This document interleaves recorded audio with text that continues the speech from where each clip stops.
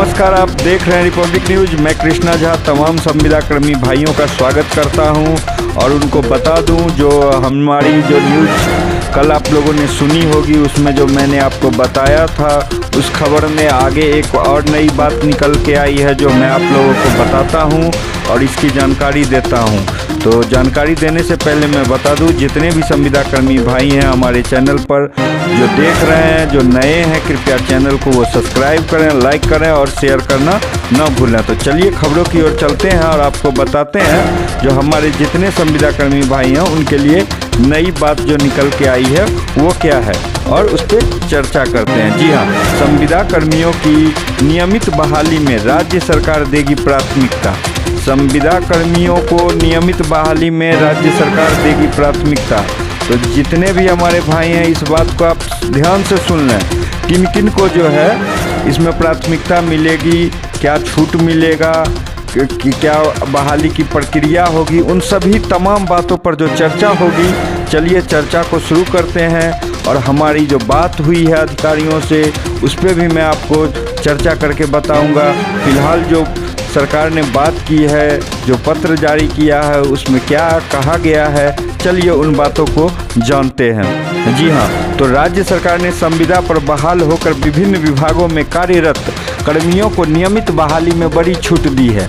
इसके तहत अगर कोई संविदा कर्मी जिस पद पर काम कर रहे हैं और वे उसी पद पर नियमित बहाली के लिए आवेदन करेंगे तो उन्हें प्राथमिकता दी जाएगी। प्रतिवर्ष किए गए उनकी संतोषजनक सेवा के लिए अधिकतम 5 अंक प्रतिवर्ष की दर से अधिकतम 25 अंकों का वेटेज या छूट दिया जाएगा।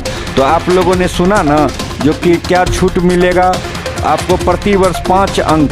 जी हाँ, जो भी जैसे वैकेंसी आ रही है उसमें क्या संविदा कर्मियों को जो है वो राहत मिलने वाली है और उसमें कहीं ना कहीं जो है वो राज्य सरकार बहुत बड़ा काम करने जा रही है, क्योंकि उनको जिस भी पोस्ट पे बहाली आएगी सबसे पहले संविदा कर्मियों से उस पोस्ट को भरा जाएगा, फिर उसके बाद ही किसी और को लिया जाएगा। तो इतना तो राज्य सरकार कर रही है संविदा कर्मी के लिए, जो आप लोगों के लिए बहुत बड़ी बात है।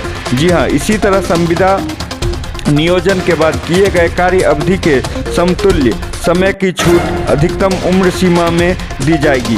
किसी कार्यरत वर्ष के अंश को भी इसमें शामिल किया जाएगा, परंतु उम्र सीमा में छूट का लाभ वैसे मामलों में नहीं दिया जाएगा जिसमें कानून या नियुक्ति नियमावली के तहत इसकी अनुमति नहीं होगी। मसलन पुलिस की नियुक्तियां या ऐसे कई अन्य मामलों में उम्र सीमा में छूट की अनुमति कानून या नियुक्ति नियमावली में नहीं देती है, जिसमें जो भी हमारे संविदा कर्मी भाई हैं उनको मैं बता दूं, ऐसे मामलों में क्या है जो उम्र सीमा में जो छूट का लाभ नहीं दिया जाएगा, सामान्य प्रशासन विभाग ने गुरुवार को इसकी अधिसूचना जारी कर दी है। अधिसूचना की जानकारी विभागों के अपर मुख्य सचिव, प्रधान सचिव, सचिव विभाग के अध्यक्ष, डीजीपी, प्रमंडलीय आयुक्त एवं डीएम को भेज दी गई है। तो जितने भी हमारे वो ध्यान से सुने और इस खबर को बड़ी ध्यान से और बारीकी से सुने। अगर किसी भी प्रकार का मन में आपको क्वेश्चन या डाउट होता है तो कृपया कमेंट करके हमें बताएं, मैं उसका जवाब आपको कमेंट के माध्यम से दे दूंगा।